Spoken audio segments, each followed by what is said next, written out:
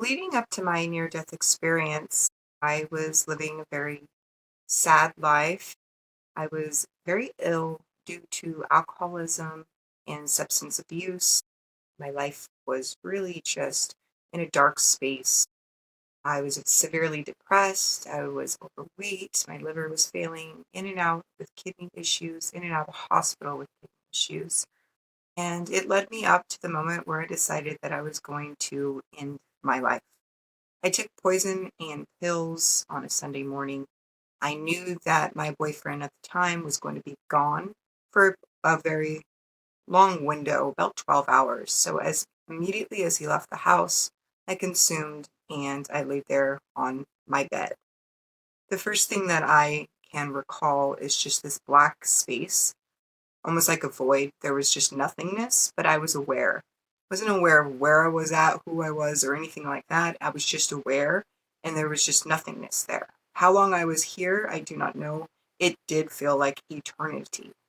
The first visual that I got, I was hovering above my body, and I was looking at it. And it took me a minute to really understand, like, whoa, I think that's me. I think that's me laying there on the bed, and here I am over here. After this moment, I remember being carried out in a sheet. I perceived it for a very long time to be a body bag of some sort because I was completely covered. I could no longer see my body. I was wrapped up. So I then remember waking up in a hospital room, but my eyes were very heavy. This whole experience, my entire being was just so heavy. And I remember trying to open my eyes and look around, but I could not physically open my eyes, but I could still see the visual of the room. And I could hear everything that was going on. I could hear the chaos, the nurses and the doctors. And I remember getting extremely heavy and I fell under. And the first thing that I remember was I woke up and I was no longer in this hospital room, but rather I was in a brick building. I was still in a bed hooked to these machines. There was a tablet, about medium size, and then a smaller tablet, and they were connected to me, and there was a silver cord attached to me. As I started to lift up, I started to detach from the body, and I started to be able to float. And as I did, these tablets were still connected to me, and so was this cord. As I started to float forward, I was being almost like a gravity pull to everywhere that I went. I went to this sliding glass door and I went through it. As I did, I was now outside. And there's this beautiful bright green grass and these two trees. These two trees were exactly about 12 feet apart and they were very symmetrical. I started to be gravitated and pulled up towards this first tree. Why, I don't know. I still, to this day, I don't know why I went up this tree. I could not float all the way up it, and I was being called to go all the way up this tree. So I floated back down, and I made my way over to the other tree. And as I went up this tree, it morphed into this tree house of some sort, and a chair appeared, and this large television screen appeared. And there was just static going down this screen. From this moment, I remember feeling a really heavy sensation once again, and I was back in the hospital room. Again, I could not physically open my eyes. I could still see everything that was going on in this room.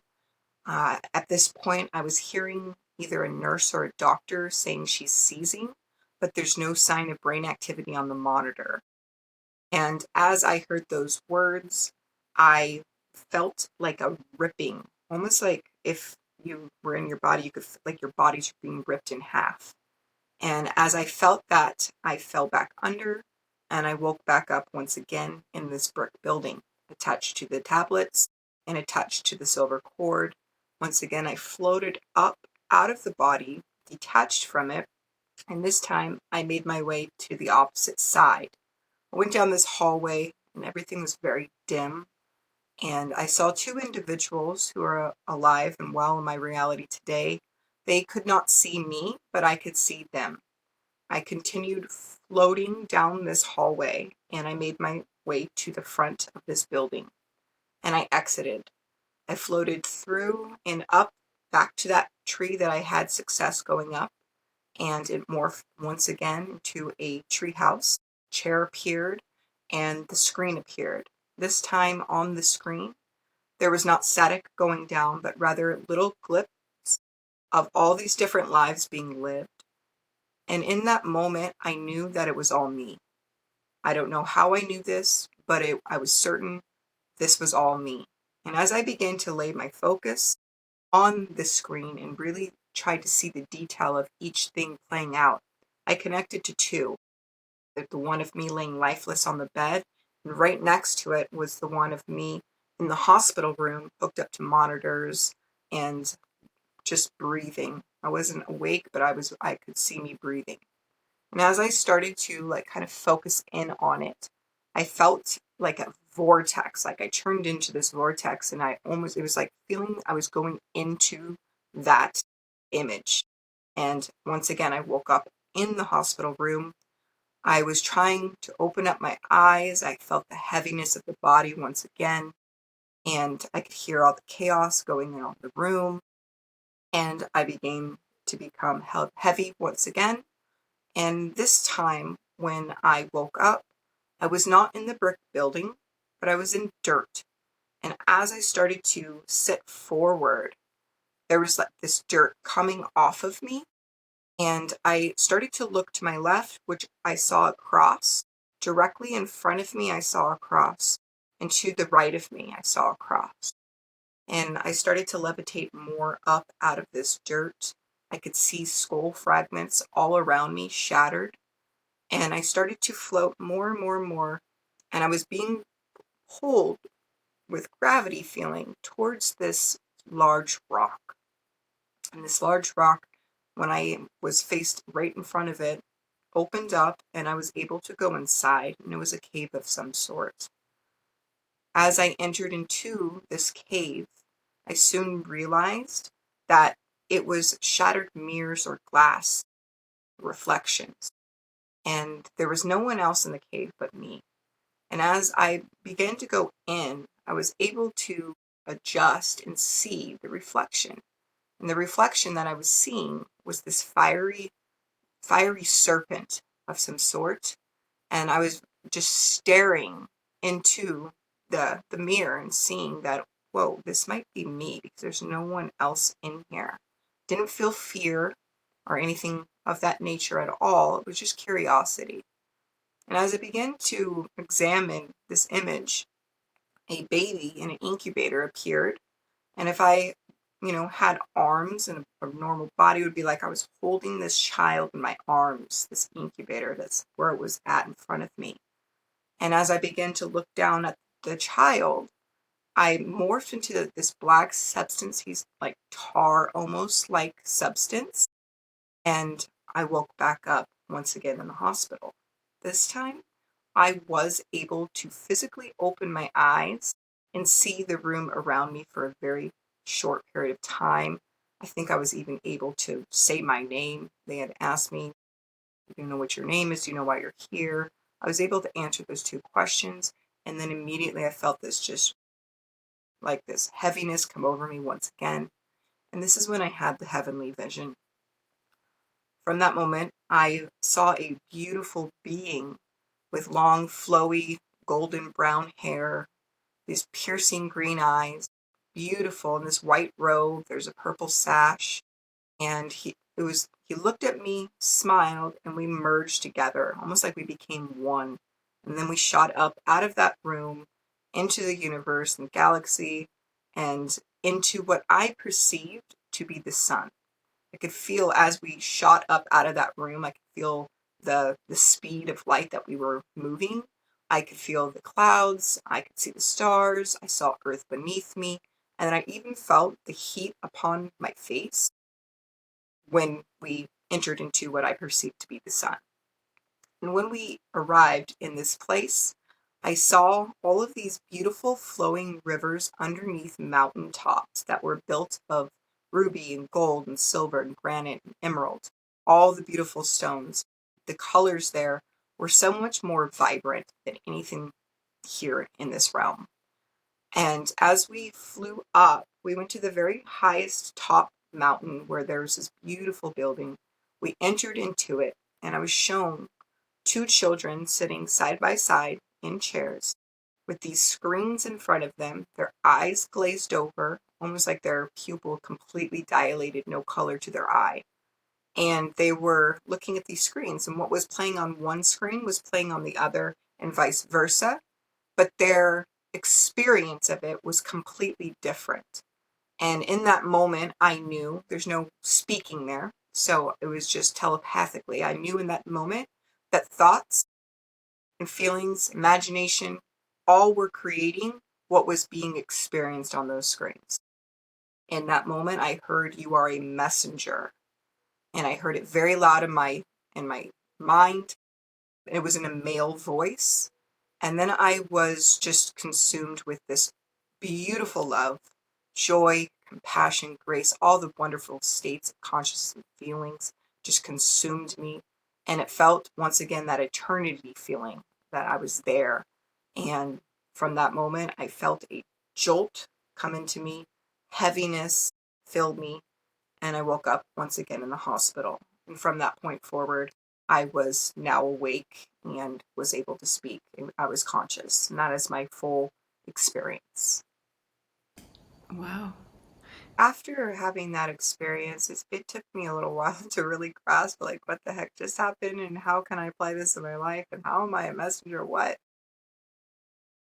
But now as I look back with all the growth and expansion that I have stepped into in my life, I understand very clearly that the thoughts that we have, the feeling states that we dwell in, how we view others, not just ourselves, but how we view our world as well, truly is shaping the reality around us.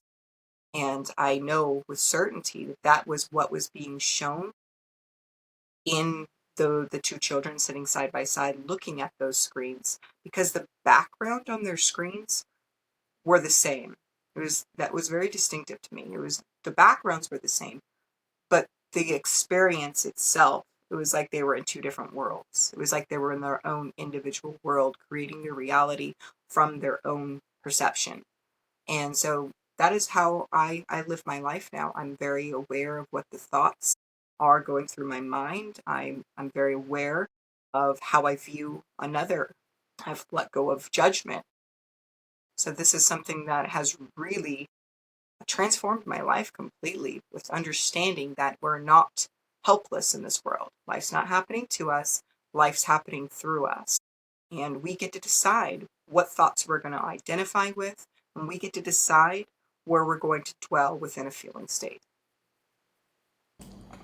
So for me, and I've come back to this, and I've questioned this a lot, and it wasn't until I found Neville Goddard. He talks about something called the promise, and he goes into these very vivid experiences, these supernatural visions that he had and occurred in his life. And even though we have our similarities, or I mean our differences in our stories, the similarities within them is mind-blowing, is mind-boggling for me. When I heard it, I was like, oh my gosh, that's so similar to what I experienced.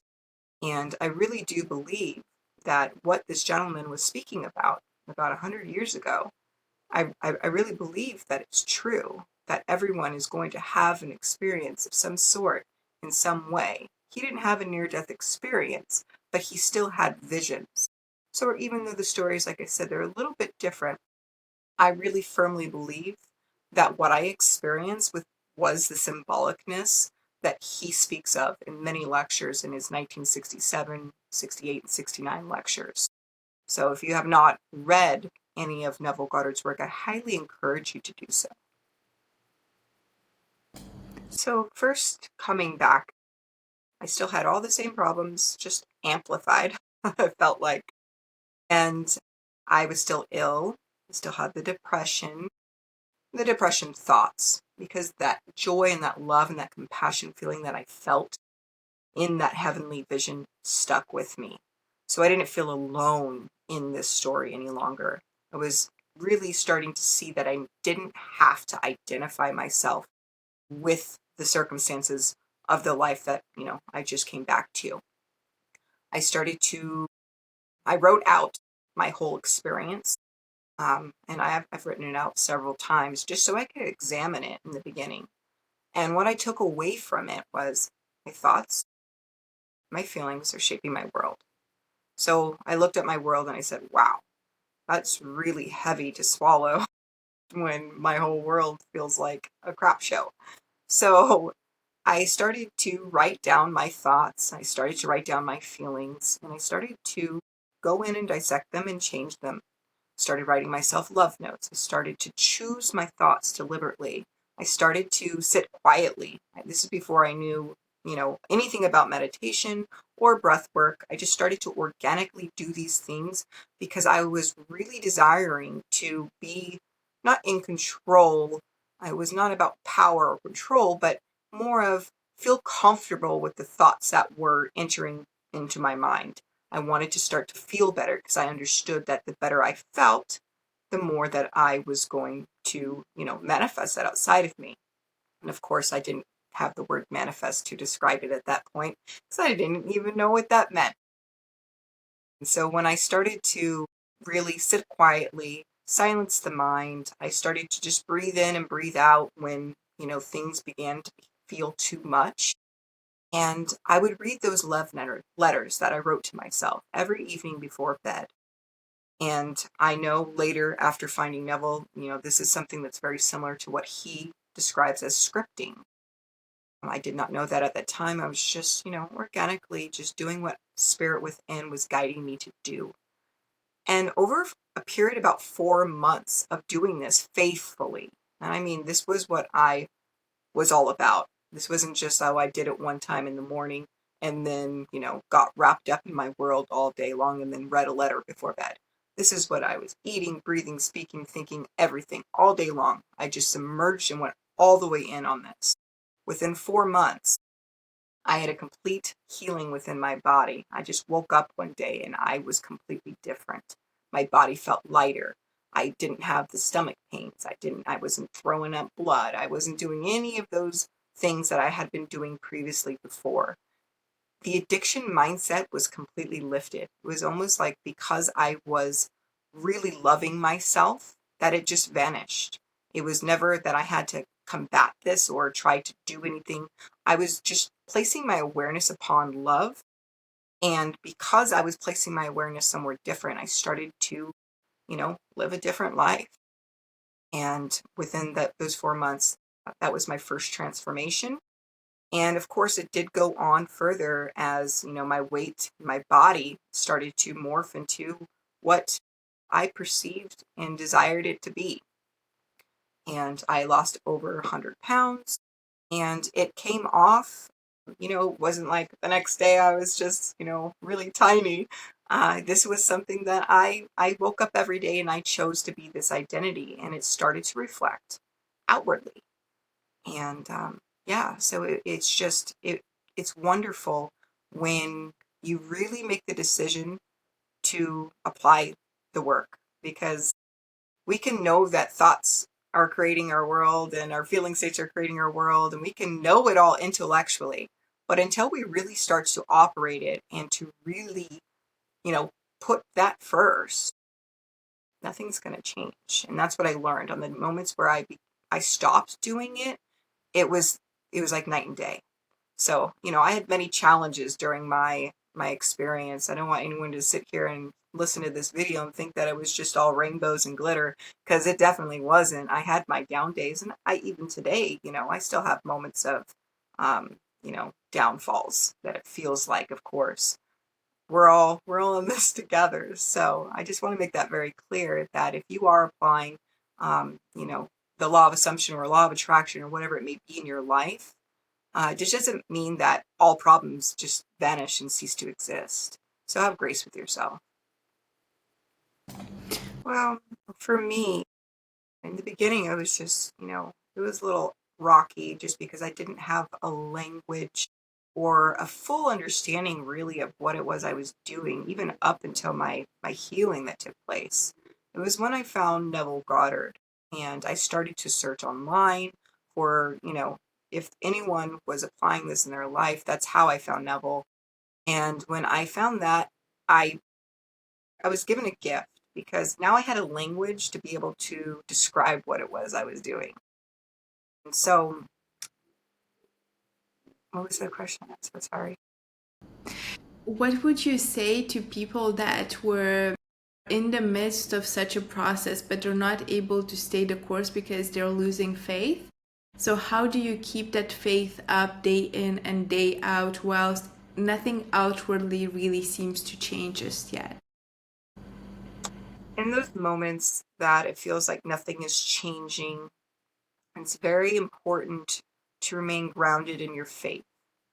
And I know that this is not an easy thing to do all the time. I know that when things seem to be standing still, it's very easy to be like, oh, this isn't working. But if you are non-negotiable on your one scene each night of seeing yourself, feeling yourself, telling yourself different things, and you do this every night before rest, and you just keep doing it, you make the decision no matter what happens. If it happens or if it doesn't happen, I'm going to continue doing this one thing. Things will start to slowly shift. They will. That was, on days where I didn't complete all of my techniques, I stayed faithful to that one thing. And it will start to shift. Like, I don't know how to really answer any other way besides have faith, because this is what this work takes. It takes the unshakable faith. So either we have it or we don't. And one thing I actually now just came to that I would like to add is that on the days where it feels like nothing's coming through, nothing's manifesting, and my mind starts to wander to those more negative thoughts, what I do in those moments is I will deliberately choose certain affirmations in my mind. I'll say them throughout my day, or if I'm by myself, I'll say them out loud. That's when I start to draw in the repetition parts. That's more law of attraction kind of thing, but it still does work during those moments where it's like, okay, well, nothing's manifesting. Repetition, the brain picks things up through repetition. So that's when I will, I'll choose to sit there for 5 to 30 minutes and think wonderful things over and over and over and over. And it really does help because the brain really does pick it up. I have a 90-day revision challenge course that is up on my YouTube. The first thing that I always give to people is revision. Out of everything that Neville Goddard teaches, revision is the strongest one in my opinion, because when we go in and we see something that has shaped our lives for the outcome of our life to be where it is today, and we go in and we see and view it differently, what we're doing in that moment is we're changing how we view ourselves and how we view our world. It's called the self-concept. And the Neville teaches the self-concept is you pushed out. Your whole world is this concept pushed out. So if you go in to your memory, to your past, and you see something that was not preferred and you see it differently, you in turn feel differently in this moment. It's like disentangling to that version of you. So you can now be a different version. You can shift your state of consciousness. I have had so much success with revision, going in and viewing things differently. And that is where I would begin. If you've not heard of revision, I highly encourage you. Look it up, or even, go to my page and see all the several videos that I have on it. So, to put that a bit into context, like let's say somebody has a disease, and then, from morning to night, you're just thinking, like, oh, this hurts, or this sucks, or oh, it's just so difficult. So, how would you apply it in this case? Well, first understanding the scene that I would go back to would be maybe when a doctor said, this is what you have, or the first time, the first symptom that you experienced this illness, going in and revising that scene, that scene, and keeping it short, being very detailed, calling in all of your senses. That is the most important. We're not chasing an emotion. The emotion comes, but we're wanting the five sense experience within the mind. And this is because I'm sure many of you here can say how history repeats itself. Every Monday, 7 days later, another Monday. And we're in this loop, this pattern of life. So, knowing that, when we go in and we give ourselves an experience within the mind of the five senses, we are giving ourselves that experience, which is now becoming part of our history, which is going to reflect on the screen of reality. The mind cannot tell the difference between an internal event or an external event. If the senses have an experience, the mind picks it up as this has actually been lived. So that is why revision is so powerful. It's because you are literally creating a completely new life for you. And because history repeats itself, you end up experiencing that version, that life. I wanted to come back to the NDE for a second. And you've had the experience of seeing yourself as a snake that then transformed into this blackish liquid and then into a baby. What does that represent? Have you thought about this afterwards? And what do you think it represents now? Well, at first, after like the first year, I started, I think it was around 1 year after my experience, where I actually started to search and see if there was information on any of this stuff. This is before I found Neville. And I always saw the symbolicness of the serpent as a Kundalini awakening. It was almost like I was experiencing myself in all different shapes and forms. Why the fiery serpent? I don't know, but I know that it wasn't fear-based. It was more of a feeling of power, of like awakening. I don't know why I saw that exact image, but what I took away from it was the power within me awakening. And in the child, it's almost like being reborn. That's the symbolicness and how I perceive it, is that this power within myself awakened. I coming back from that experience was remembering that God is with me, living as me. We are not separate. I am a part of this power. I am not separated. There is only one power, and I am part of that. That is something that awakened inside of me following this event. So how I perceive that child is the being reborn from heaven. Um, and that's how I see it, and that's how I have lived it coming back. All of these were new ideas. My entire life is transformed, but my heart is the most thing that I transformed would be my heart. And it was organically done. It was almost like given by grace. I was now seeing my world differently. I was feeling it differently. I was seeing myself differently. And for the first time, I'm really experiencing what love is. Love is everything. Love is life. And I really believe that all of that was the symbolic story being told in that image, in those images. You also saw these three possible outcomes for you. And do you believe that you were the one making the conscious choice as to what outcome you wanted to have happen? So what I feel is that the reason that I connected to those certain screens was because that was what I was, I guess, vibrationally a match to at that point. Because I just consumed the pills and the hospital and everything, because there were so many glimpses on that screen.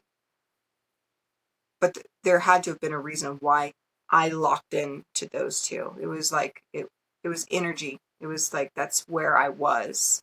Um, so yeah. One of the things that I was thinking is that you've mentioned the addictions were just gone when you came back and when you were, doing your techniques. And manifesting affirmations, everything that you were doing, it was just gone. It wasn't a fight to get it done with. And it somehow dawned on me that it might be a difference in vibration. I agree with everything you just said. It was like I shifted states of consciousness and I was really experiencing it in real time because the story of addiction did not exist within the state of consciousness that I was now occupying. I was focused on love. I was focused on kindness. I was focused on compassion and beautiful things. I was not sitting around any longer looking for all the negative things in life. I was doing quite the opposite. I was so preoccupied with positive and love and life and living that I didn't have the time to even, dwell in that old story for a second. When I say that it was just gone, I mean it was just gone. It There's just no other, and I get that question a lot, like, well, what did you do and how did you do it? It wasn't like I never thought I had to combat that old story. It was just my awareness wasn't there any longer. It was somewhere else, and because it was somewhere else, you know, I started living differently. And I really believe because I was no longer spending my time beating myself up and looking at all what one may call failures, why would I need to go and try and escape or hide or do something? I was living a life I that I left myself. So I didn't have to escape any longer. That's how I see it. Is, I was doing those things before because I was trying to run. I was trying to escape. I wanted to feel better. That's what it was really all about. I just wanted to feel, a sense of safety for a moment. And because I was giving that to myself organically a different way, I didn't need the other way. I didn't need the other tool. If you could go back and give any kind of advice or tips to Lisa before the NDE, or somebody that is struggling with what you were struggling back then, what would you tell that person? What would you advise them to do? Um, I guess the advice that I would give, well, the question that I would ask, because it always has to come from within. It has to be the choice of the individual. It would have to be the choice of that version of Lisa. So the question that I would ask is,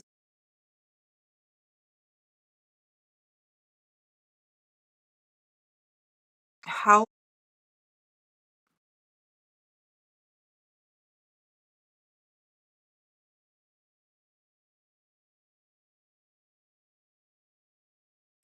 what thoughts are you thinking in this moment that are causing the feeling states in which you feel?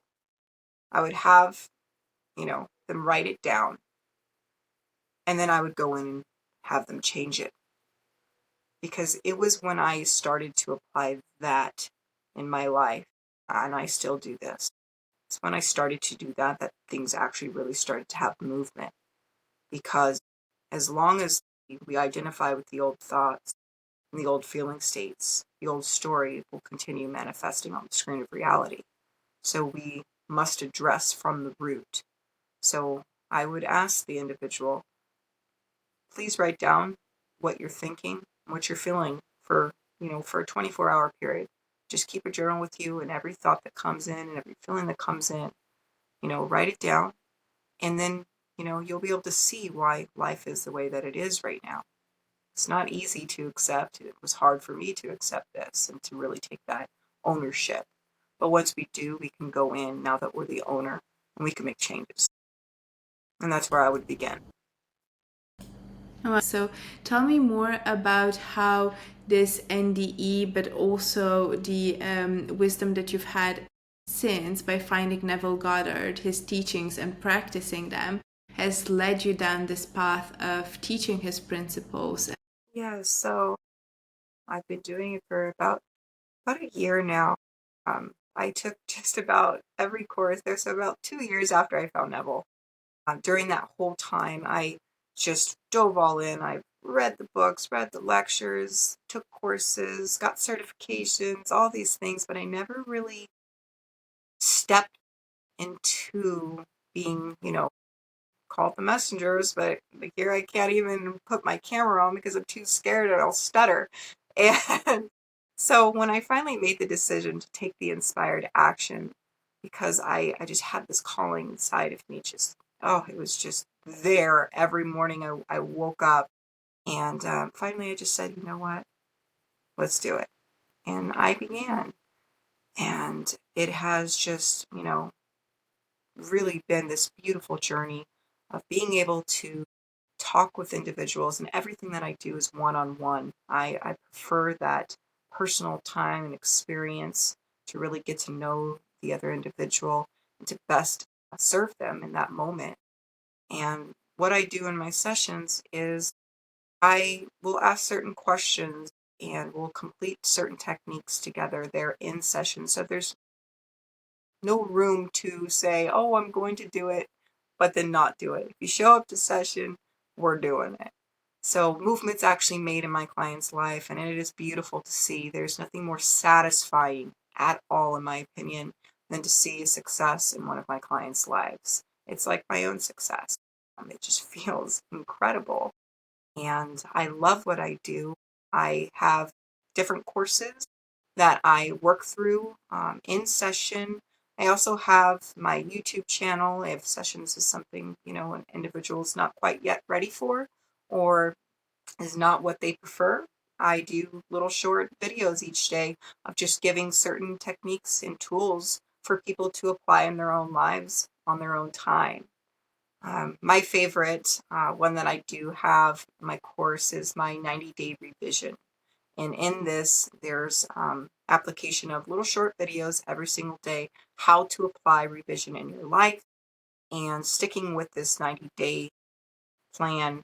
I've done it 3 times now. And each time that I've applied it in my own life and stayed faithful to it, huge transformations, doors opening, things changing. And it's a beautiful process. And if this is resonating with any of you, I highly encourage you to take a look at it today. Absolutely. And where can they find you? My YouTube channel is Account for Your Ability 22. On Facebook, my name's Lisa Everhart. I have a website, lisaeverhart.com. And you could also just look me up on YouTube. I'm pretty sure I pop up. I feel like at that time of my life, it happened in 2016. I was very busy. I was living this really busy life, working 3 jobs, not taking like space for myself, leading up to it. And that's kind of where I was before it. And I was driving home on the freeway. One night I was in yoga teacher training and I was driving home on the freeway which heads north from where I was. So it was a little drive, maybe 30 minutes or something. And I noticed that there was a car driving in the opposite direction, driving towards me. And the next thing I remember was just waking up. My car was blocking all 4 lanes on the freeway. And I realized at that moment that that car coming towards me had actually hit me and created um, a head-on collision, which was really severe and really bad. And I woke up in my car and realized that this was happening or that this had happened and realized the severity of it. And of course, I went into fear. I got really scared. My body just went into fight or flight. I tried to get out of the car and I realized my arm was broken and my leg was stuck. And it was at that moment that I realized My car was on fire at the front. I could see another car. There was a lot of fire happening. And I realized at that moment that I was trapped in my car. Even if I tried to leave, that I couldn't. Um, and that was a really scary moment. And in that moment, I remember it was like a gentle voice, or just a gentle voice that said to me, "You're going to be okay." And it was almost like I slipped out of my physical body here on earth, and I went into like a higher self state where I was able to see, or what I felt like it was my angels showing me, that you'll be safe. You'll get out of here. They showed me getting out of the car, being placed on a stretcher. I visually saw all of that before it happened. So I felt safe. I was like, okay, I'm with God and with my angels here. I'm going to be safe. But something kept pulling me back into my car, into the severity of, or the reality that, no, I'm stuck in a burning car right now. I don't know how I'm going to be safe. So it was almost like going between my like analytical brain into a space with my angels and God that felt safe. And I kept just going back where they're like, "You're going to be safe. You will be okay and you will get out." And they just kept showing me that vision. So I just decided to surrender to the situation, and eventually, about 45 minutes to an hour later, they were able to get me out of my car. And just like my vision had showed me, on the stretcher, taken to the closest ER. And that's when I was placed in a coma. It's an induced coma because my body was severely injured. Um, that they place you in this induced coma so that they can do these surgeries on you.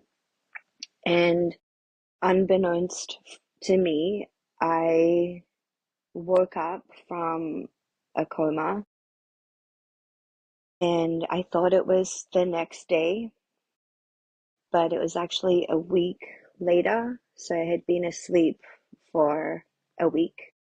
Actually, this week, or just yesterday, is my life anniversary. I don't know if I shared that with you through our emails, but um, November 4th is the day that it happened. So this past week is my life anniversary. I celebrate it every year. It's been 8 years since it happened. So each year I celebrate life. I have my little ritual. So I've been doing that these past weeks. And yesterday was 11/11. And that's actually the day that I woke up from my coma 8 years ago. So yesterday was a really big day for me. I always celebrate November 4th and November 11th each year because they're such a monumental part of my life, like a birthday almost, like a milestone.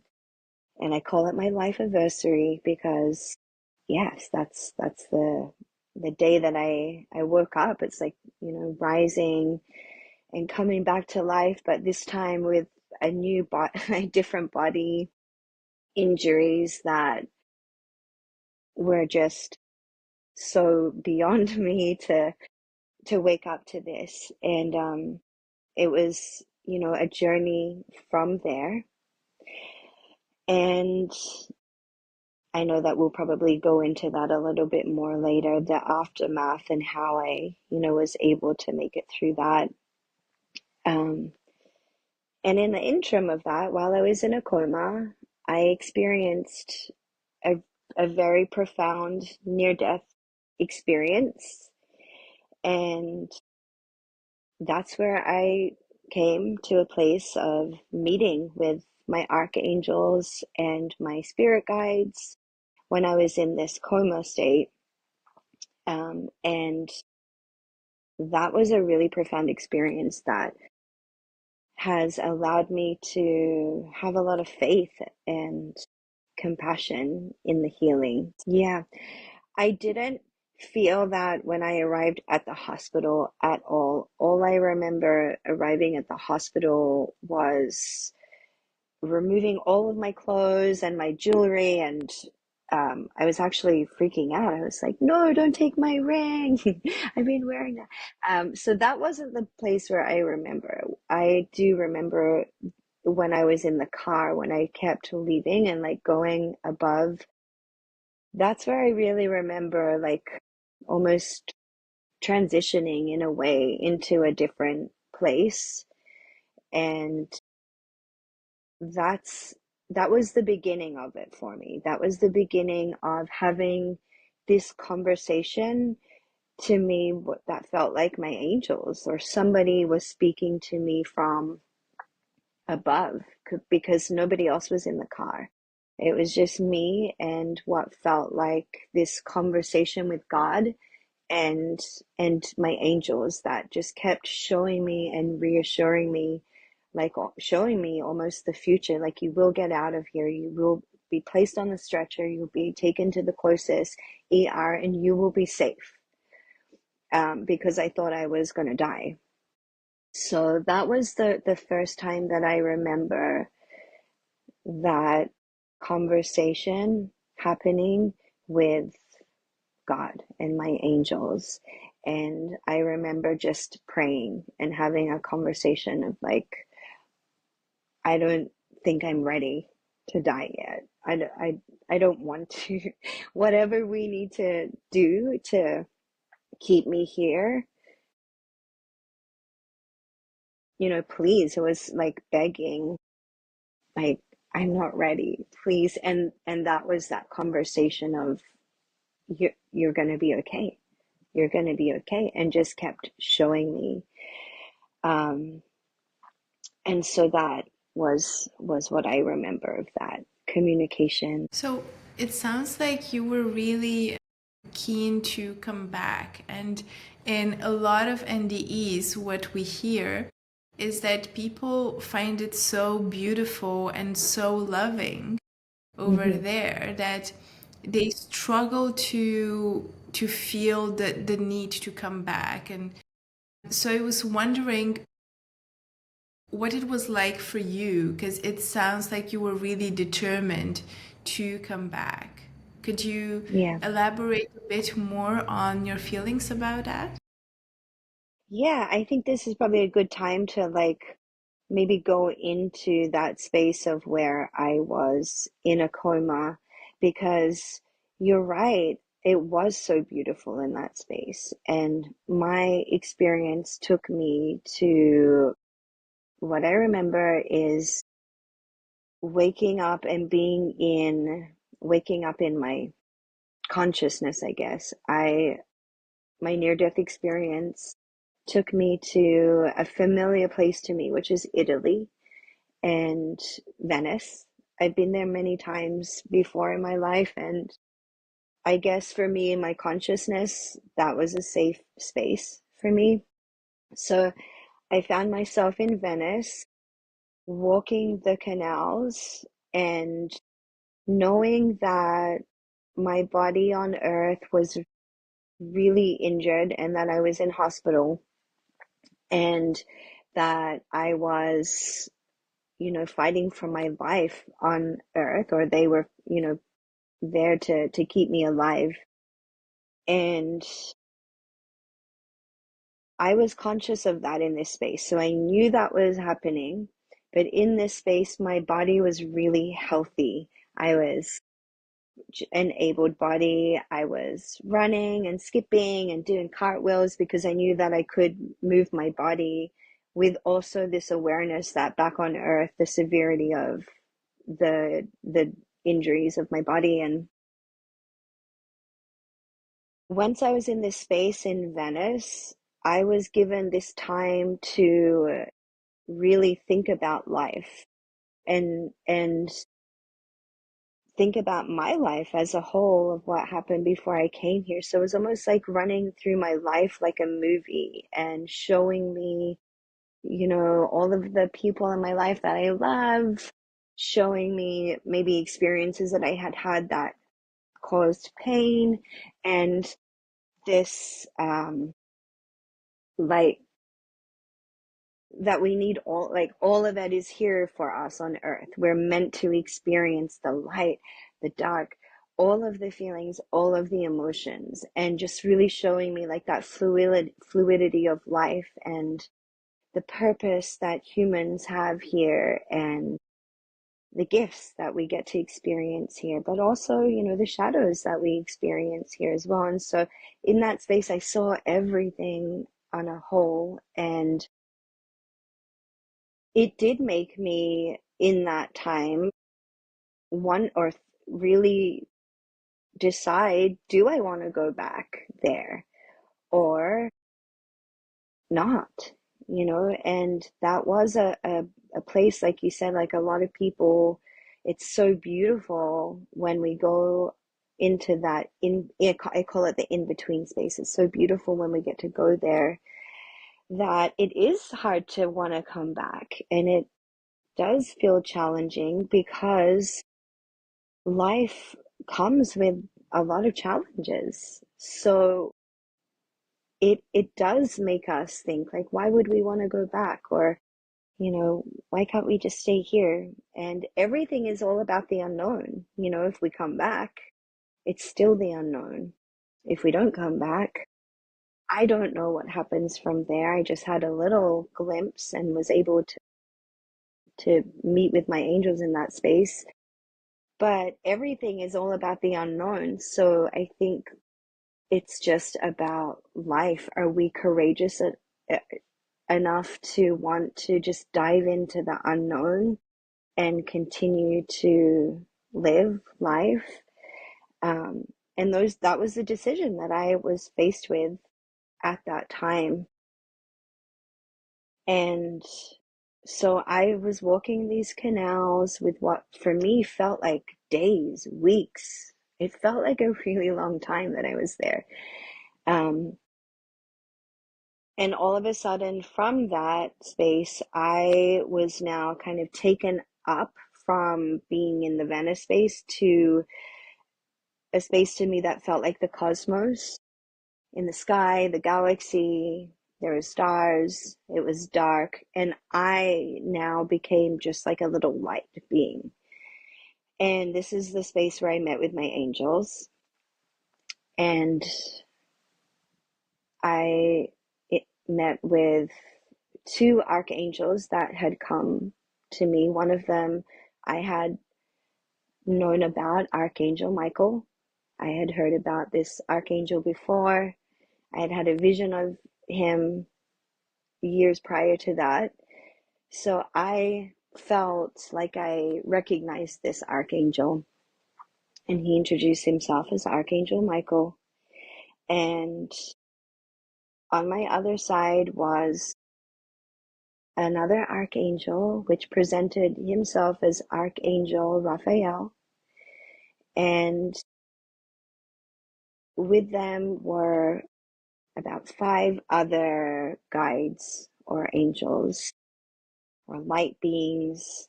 They showed themselves to me in like a light being, and I felt really safe with them. And the conversations that I had with them were very fluid. It wasn't like we were using actual words or language like we do here on Earth. It was more of a feeling. It was like I just had to feel something, and they knew, and they would respond with that same energy. And that's when they did explain to me, just circling back around to your question of like wanting to come back, was where they let me decide. They gave me this choice of, this is your life here, or you can come with us. And that's a different life, or that's a different, again, the unknown. I didn't go there. I didn't choose that option. I came back. And yeah, I don't know, but I do still wonder. There's always a part of me that is like, what was that? What was that road like? You know? Um, and at the same time, am so grateful for my life here and so grateful that I did choose to come back. And but that was quite a decision to make. And it was so beautiful there. I could have I stayed. can imagine. I can imagine. It sounds like such a peaceful and wholesome experience that um, I can understand why you mentioned there was no fear and you felt very welcome there. So I was wondering, when you met the archangels as well as the other light beings, was there anything conveyed to you, or do you recall any kind of like a conversation outside of you having to make this decision on whether to return or not? Yeah, I think like what they were showing me is that we all have great purpose here. Every single one of us has this beautiful story to tell. That's why I love the name of your podcast, actually, because I fully am in alignment with the name of your podcast, because every single one of us is a resilient human being that has been through something, whether it's, something like injuries, or maybe you've experienced loss, or maybe even just breaking up with your partner or something, or going through a divorce. We've all been through something. We've all have this tale of resilience. And I think for me, that's really what I learned from it, was that every single being here is divine, is perfect. We're here for a reason. God didn't just decide, okay, this person is good enough and this person is lovable, but that person is not, and that person doesn't deserve it. It's not like that. It's and but that's our perception as human beings. We go through that. We have all these wounds and we're like, oh, I'm not good enough, or I don't fit in, or you know, whatever. I was abandoned, all those stories that we go through, which is our perception. But that perception is not like that with our angels. It's like every single one of us is divine perfection that came here with purpose, and we're meant to be here. We're meant to be here. We're meant to be given these little tests so that we can, like, it's for ourselves, to show yourselves. So when I was in that space and I was looking at my life as a movie, where there were times where I was like, oh, I'm not good enough. That story was coming out for me, or making choices based on the way that I felt that maybe didn't serve me. When I was looking at it from above, like that bird's eye view, it's like, oh no, that was all divine. There weren't any mistakes there. That's how it was meant to happen, because that's what got us to the next part of our lives. And it's like we feel like we're going through something so hard and challenging sometimes. And then all of a sudden, we're on the other side of it. And like, how did we even get through? But we did, because we're so resilient as human beings. And so when you ask me that question, that's truly what I saw. I just saw everybody living their divine purpose. Everybody's doing exactly what they're supposed to do. There's no mistakes. And for me, coming back, that gave me so much compassion for other people. It's really hard to judge anybody anymore. I know that it's a human condition that we go into judgment toward ourselves, judgment toward others, judgment toward situations. But when something happens like that, it really teaches you compassion, because every single one of us has a story to tell, and we're all resilient. We're all just doing the best that we can. And that was a huge lesson for me. It's just like that compassion for other people, because we don't know what others have been through. That's so beautiful. It reminds me of what Brene Brown says. Um, she often says everybody's doing their best. So, for instance, the person cutting you off in traffic or cursing you because they feel like you Mm-hmm. cut them off, like they might be hurrying to the hospital because they have a family emergency. So, you never really have the full context of what's Right. going on, you know? You might feel like, oh, that was so rude. You shouldn't have done that. Absolutely fair. But Mm-hmm. they're doing the best they can in any given moment. And if you were to Mm-hmm. have more context to it, you might even say, oh, you know what, that's absolutely fine given what you're going through or Mm-hmm. whatever's going on in your mind, absolutely fine, no worries at all.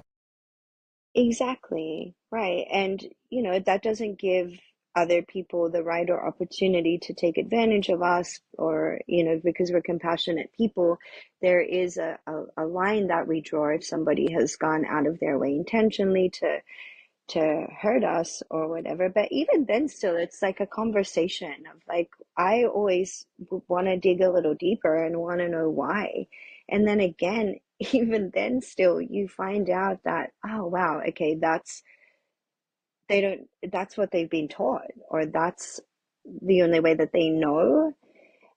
So even then, still, we're like, well, we can't blame them or, you know, think of them as a terrible person because that's literally the where they're at and what they have learned or what they know until we unlearn that and become aware and look at our actions. But yes, it gave me a lot of compassion for other people's stories. And yes, if somebody's rude or cuts me off at the grocery store now, I'm like, I'm just gonna send you some love because I don't know what's going on in your life, but you obviously just need some love right now. And so, it's my human reaction to be like what the fuck? But after a minute I'm like, oh, you know what? I'm just gonna send them some love because who knows, like you said, you could be rushing to the hospital or their wife is about to give birth. Who knows? So yes, it gives us that space to have more compassion. Absolutely. Could not agree more. So, I wanted to also talk about recovery. Now, you had an awful accident and you were in a coma for a week, during which they've had many surgeries that you've had to go through. Now, what was recovery like? And just, getting back to your old self, as well as integrating, this whole experience that happened that you probably did not expect at all or weren't sure what it was. How did you balance the two and how did you move through that process? Yeah, that's a really great question. Um, it was really challenging. It was really a lot of work. Um, I feel like what comes to me first is just like sharing these stages that we go through after trauma like this. Um, there's so many different layers of it. There's, we've, for me personally, the first layer that I had to go through was grief. And grief is oh, it's such a hard one. So grief was like grieving my body the way that it was before, like the physicality. So I was so active. I was a hairstylist. I was a yoga instructor. I was like a really active person. I never once was injured before that. Maybe like I stubbed my toe or something one time when I was a kid, but I never had to deal with injuries before. So the first kind of part of my healing was going through this grieving phase where you grieve the way that my life was before. I felt like I was a whole different person. So there's with grief. it can be confusing. And there's a lot of parts to that where like it's up and down. It's a roller coaster. Like one minute I was laughing hysterically at something, and the next minute I was like bawling my eyes out, screaming, like, just in excruciating pain. And so I just wanted to say that grief, it happens in our life a lot. Like I had mentioned before, we can grieve just from breaking up with a loved one or partner that you've been with for a long time. So it doesn't even have to be a death or something that's like the death of, it felt like the death of myself, the death of like the way I used to be. And that was probably really the hardest stage for me, was being a human in a new body. And yeah, and just like that recovery that came from being in pain. So there were two options for me. The first option was to just turn into a blob of a human and go into a dark depression, which that happened at sometimes. But what kept me going and out of that was I just kept reaching for my light, my inner light. And I had been doing healing before this. I was doing a lot of inner work. I was doing a lot of healing with my inner child, which is the work that I actually do now with others. I was doing like a lot of shadow work. I was working with a mentor. I was really diving into like healing my childhood and a lot of ways that I was, my story of not being enough. So I had some tools. Luckily, I had some tools to help me, like with my breathing. I had tools to help me mentally to be able to come back to a space of like, just lean into it, no matter how hard this gets, no matter how dark I got, no matter how much I was feeling in the emotions, the grief, the anger that came through, so much anger, um, was leaning into it more. Like, how can I be with this? And it was interesting because I couldn't run away anymore. And I realized that was my pattern in life of like running away from my problems, like literally like moving on to the next thing, right? You're just like, okay, not dealing with that and just moving on. And a lot of humans, we do this. And through this time, I couldn't run away. I literally couldn't even move my legs. So I was stuck in a wheelchair. So I had no choice other than to just lean in, let myself experience the feelings I was feeling, like journaling about it, letting myself like cry, let all of the anger come up, and just finding those healthy ways to be able to just experience the trauma that I was feeling. And so it was not about shutting it down. It was not about putting it on the back burner, like I'll deal with those emotions later. It was about being with my feelings in every moment. Like, they're like day by day. This was like a moment to moment thing. I had to nurture myself in every moment and just remind myself, like, it's okay. We're going to be safe. We are safe now. It's like anybody who's been through trauma, will experience PTSD. It's just what happens. That's what the brain does when we go through trauma. It stores it away. It's like, can't deal with it now, but we'll deal with it later.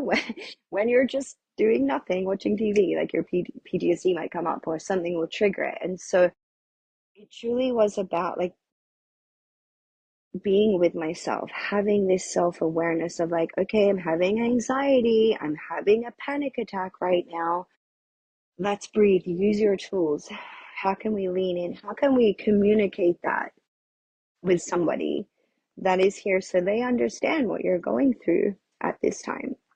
So surely it was, that mental emotional state was about leaning in, listening to to my pain, listening, letting the pain be there, letting myself feel it, letting myself cry, letting myself journal and write about it so that, I could fully exist in this experience because I knew it was like so profound. And I knew that once I got through it, um, like how much I could help other people that have been through this pain. So, or this trauma. So that was like the emotional stuff, right? That's like nurturing yourself, like going to a trauma therapist weekly, getting EMDR, which is eye movement desensitization, which is like they use that for PTSD. So showing up in a way for myself like I had never shown up before. So like I said, I could turn into this blob of a human and go into my depression, which happened at times, or use my light to remember like, no, let's get through this. You are resilient, you are strong, and we're going to do this. And so it was a lot of showing up for myself.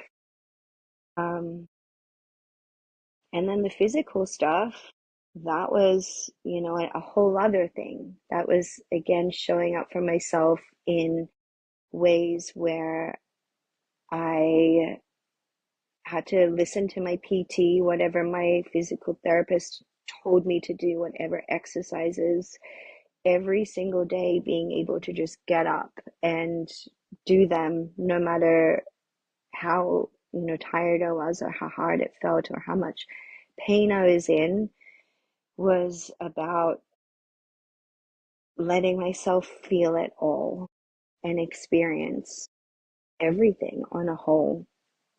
And the main ingredient is trust, a lot of trust. Absolutely. It's so important, trusting yourself and trusting the process. And you've Mm-hmm. mentioned there you had, these two choices of either doing the work and working on yourself and figuring it out, or becoming this blob of a human, right? And it sounds to me like we could rephrase that as the hard way and the easy way. Because it Mm-hmm. would be so easy to just shut down and say, well, this shouldn't have happened to me. It's awful. And I'm just going Mm-hmm. to sit here forever and hate everybody because I don't deserve it. But Which did you chose, happen at times. It did happen at times. But yes, I chose. I and chose that's the the hard thing, way, you which did. eventually became the easy way.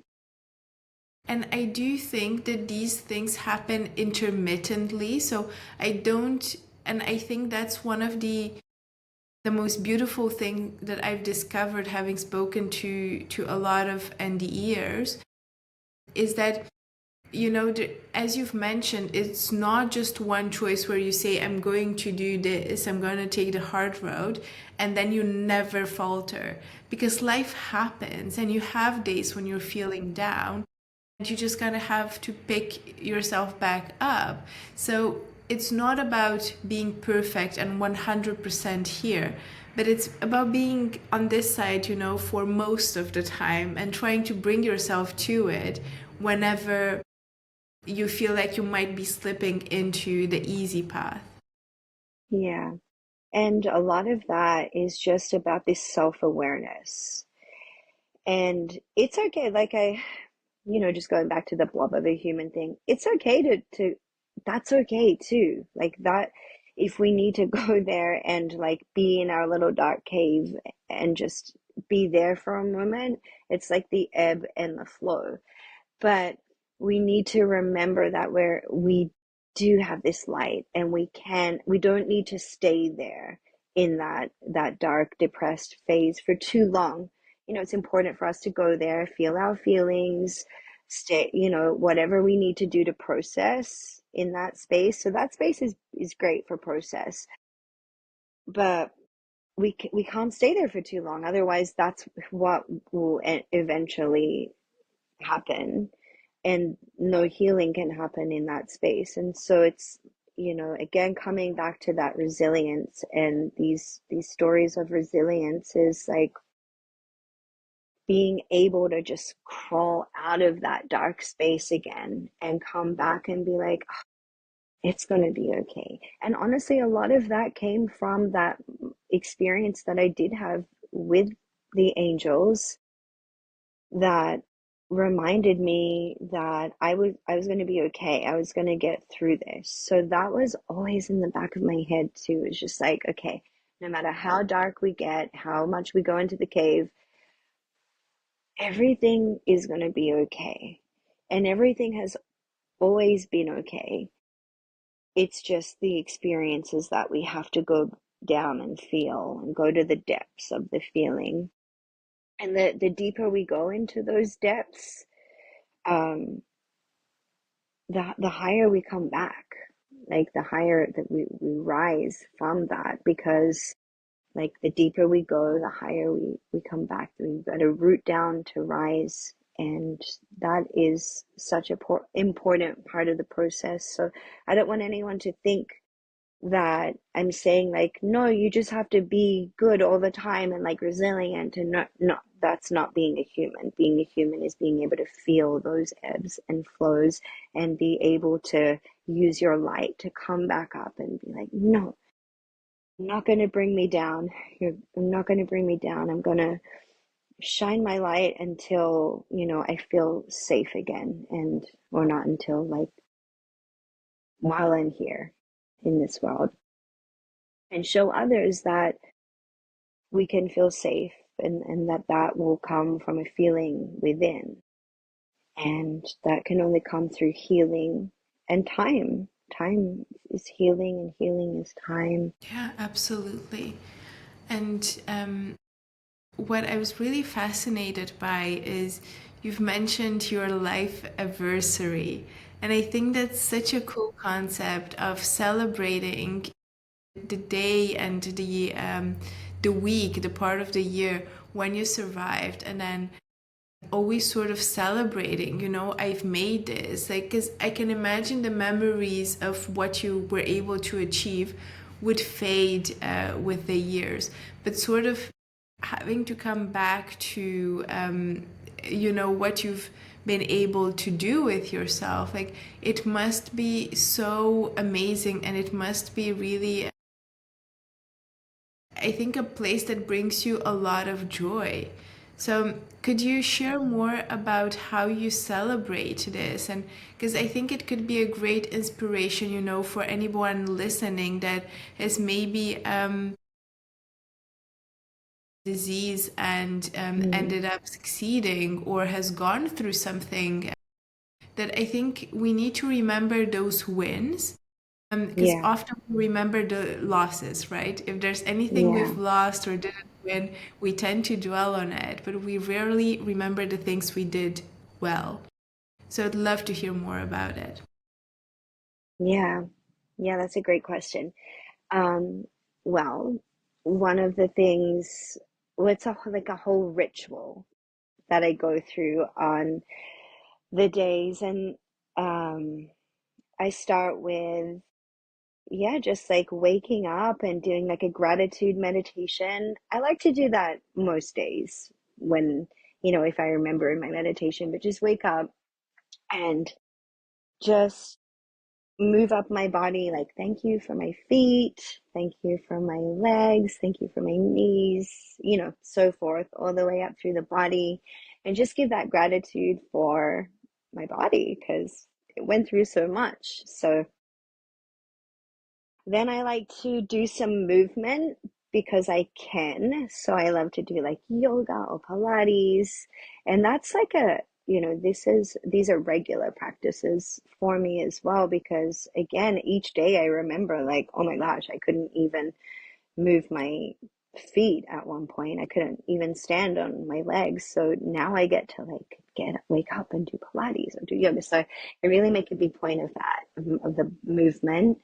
Um, and dance, like putting on a song, dancing, that like really like brings like that energy.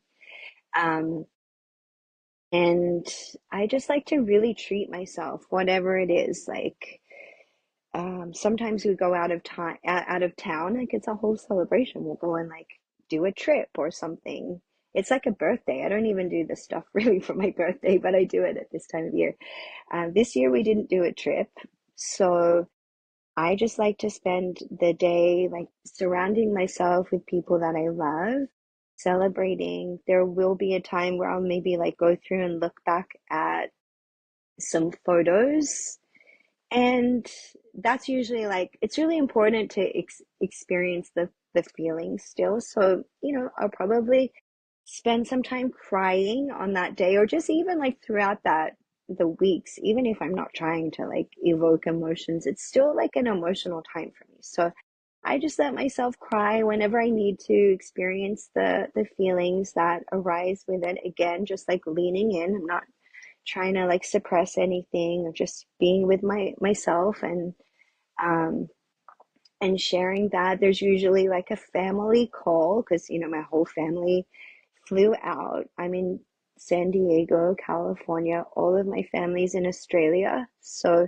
at the time of the accident, my whole family flew out to be with me. So it's kind of a big time of year for all of us. So we usually do like a family call, um, celebrate, talk about it a little bit, but mostly just celebrate. And then we finish the day by going to the site where it happened, or there's this little space. It happened on the freeway, and there's this little space behind the freeway, which it has this gorgeous gate and a big tree. And each year I go and just put flowers down there, and it's just a day of remembrance. But most of all, it's a lot of self-love, a lot of self-care. I'll treat myself to a massage or something that just feels really good. How can people find you? If anybody wants to know more about you or they want to work with you, how can they reach out? Yeah, so if anybody is interested in knowing more about my story, I have a book that I wrote about it. It's called Soul of a Spirit Warrior, a true story of healing, survival, and resilience. And that goes through my whole experience. If you're interested. Otherwise, working with me is just very easy, simple through my website. You can check out the types of healing services I offer. I do a lot of counseling. I work with people mostly through trauma or childhood trauma. And I also work with people for like relationship harmony as well. So those are the main uh, counseling that I offer. And you can just simply find me through my website. There's a portal there where you can email me. I think that's just how you found me.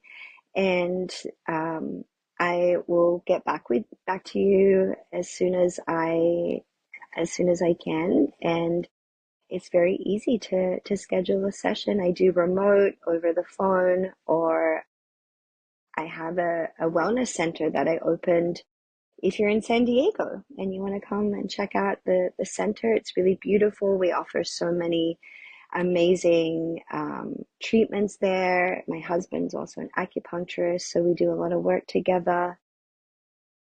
And that's how you can find me. And please reach out. I love connecting with people. I love sharing my story, and I love being able to support and guide others. And if I can't, or if I don't have that medicine for you, I have a lot of resources and a lot of other people that I can share. So that's how you can find me.